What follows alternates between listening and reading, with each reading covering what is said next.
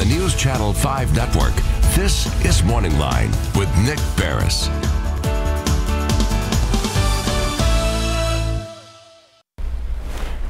Good morning, everyone. Thanks for joining us on MorningLine. Nick Barris here with you on a Wednesday. And a good show on tap for you. It's your chance to get some free medical advice. If you'd like to call in and join in the conversation, we're talking allergies this morning. How bad the allergies are, what the season's like, what the treatments are, and how you can get some relief.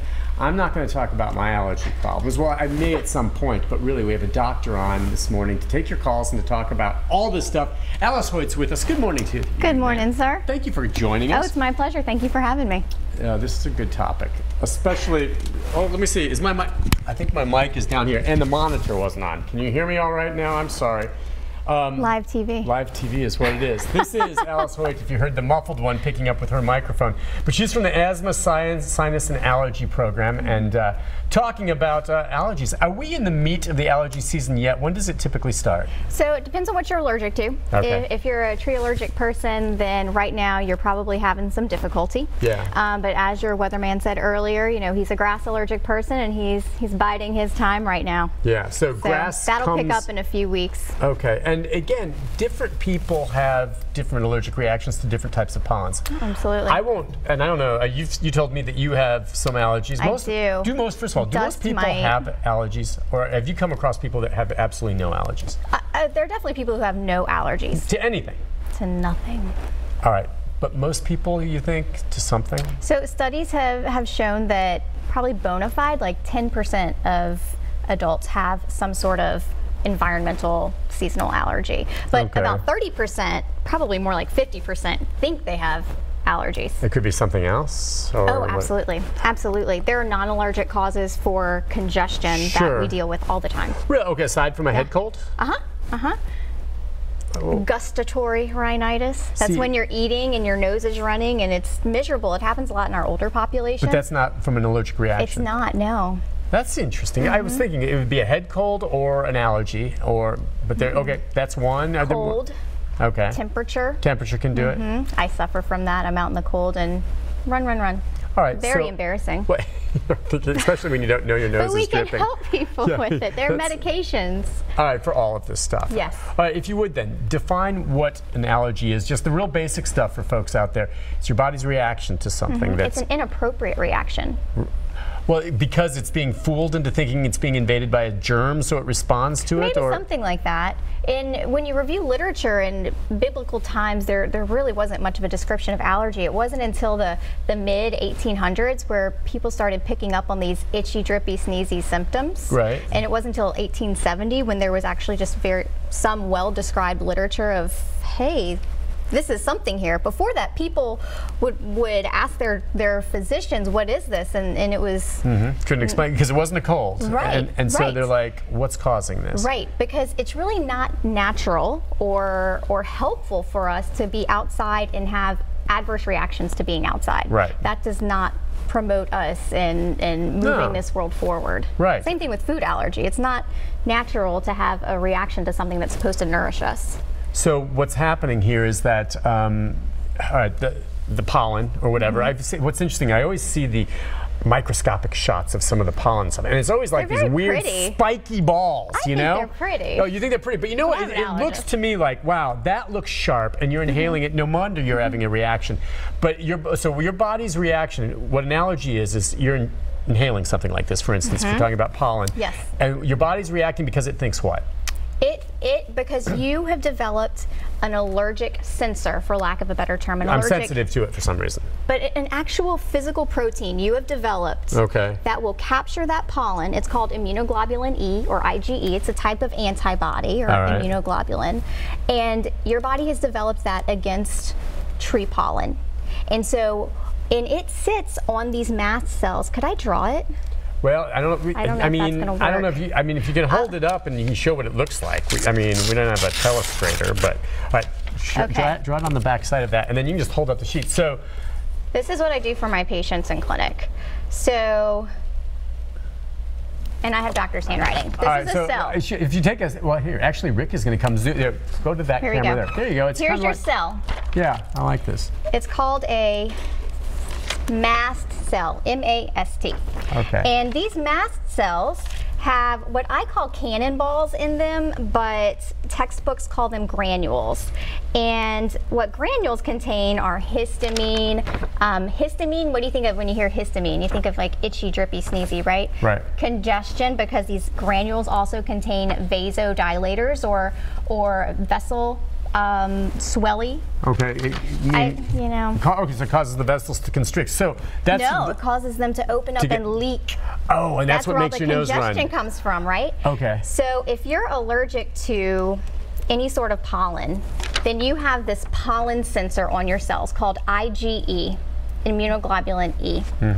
And when pollen lands on that IgE, then it causes other little IgEs to have a little party. They send a signal down to the nucleus, the brain of the cell, and then all these granules spill out. Now that looks like a sprinkled donut. Would you like to eat it? Okay. All right. So, But so you can see. But the big question is, well, why have you developed an antibody against pollen?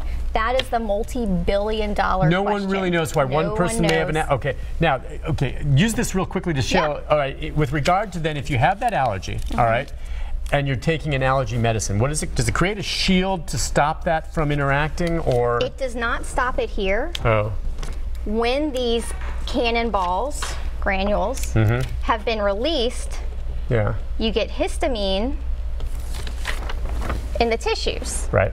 And histamine is very itchy. You also get other chemicals in the tissues. What antihistamines do is actually suppress that histamine response. Gotcha. And so it's blocking the histamine. So it's not really treating what's happening in the cell itself. That's occurring, but what it's doing is stopping the symptom. Exactly. All right. We can stop the whole reaction with allergy shots. Yes, and that makes you not sensitive to that pollen anymore. Okay. And that's something that's over a period of time that's kind of just getting your body used to it. That's exactly right. Well, see, it's basic stuff. Most people kind of know those types of things. Right. The issue is, all right, the treatment right now, Amy Watson on the morning show, we were teasing this, and you heard a little snippet of that. Yes. Where she wanted a couple of questions. First, when you take an over-the-counter allergy medicine, or I guess if you have a prescription one, what's the best time of day to take one of those? Whenever you're going to take it regularly. Okay, so for most people, I would think take it regularly. Would it be better to take it first thing in the morning when you get up, or maybe when you go to bed at night? Most of them are 24 hours, so I really tell patients, if you're a person who prefers to take your medications at night before you go to bed, that's when you take it. Okay.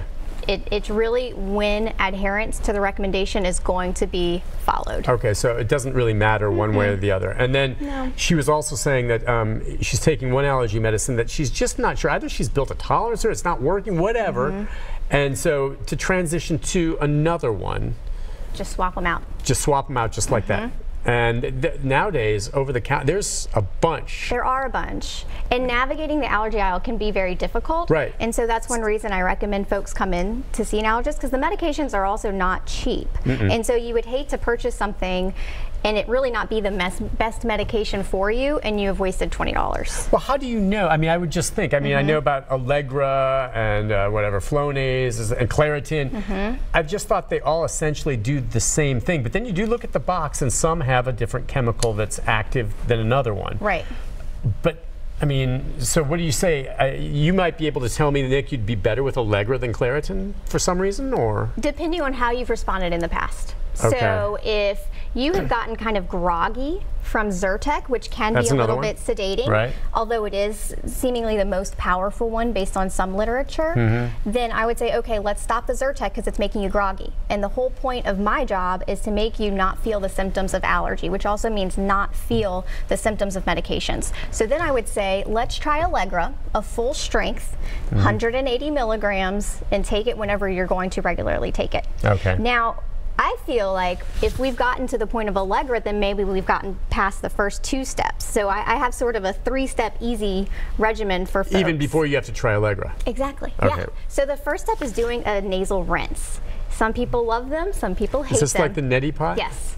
Yes, because that's going to help both allergic and non-allergic inflammation get out of your nose. What if you have a neti pot and you're using water that has the brain-eating amoeba in it? So Always use sterile water. Always use sterile water. Always use sterile water. Rick was going to make fun of me, okay? Always use sterile water. I could tell the producer was going to make some kind of fun crack that I was throwing that out there. That's legit, right? Absolutely. So what, sterile water, you mean, would it be like distilled water? Or I guess, yeah, get it at the store. Okay, get something that's sterile. If you want to use your own water, boil it. Rolling boil at least for 3 minutes. And then, of course, let it cool off. Let it cool. Okay, so neti pot goes in there and will clean out pollen that may have already gotten in there. But that's very temporary. The moment you do that, I mean, you go back outside, it hits you again, right? I mean, if you're inhaling.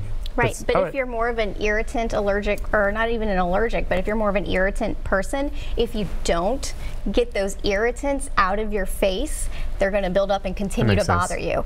So kind of like just cleaning it out every day. Okay. All right, and so that was one. That's and then the first step. Okay. Clean it all out, and that's sort of the most natural step too, right? No, I like swimming in the ocean, things get there. But the second step is a nasal steroid spray. When the other term for seasonal allergies is allergic rhinitis. Rhine meaning nose, itis meaning inflammation of. Okay. And so we need to calm the inflammation right where it starts. The nose is our gateway to our airway, down all the way to the lungs. And as allergists, we think of this as all one airway, from nose all the way down to the very end of your lung. And so by using a nasal steroid spray, that calms down this whole thing. Because the nasal steroid is an anti-inflammatory medication that works in different ways to help this reaction just not occur. Settle down. Now, and let's take a break. When we come back, I want to talk a little more about the nasal sprays. One, there's the saline ones out there, but also I want you to talk about some of those others that can be pretty addicting. The good ones and the not good ones. Right. And that's real important. I had a friend who basically lost use of his nose for like 6 months because of that. Let's take a break. When we come back, we've got some calls already coming in for you. The number is 737-7587.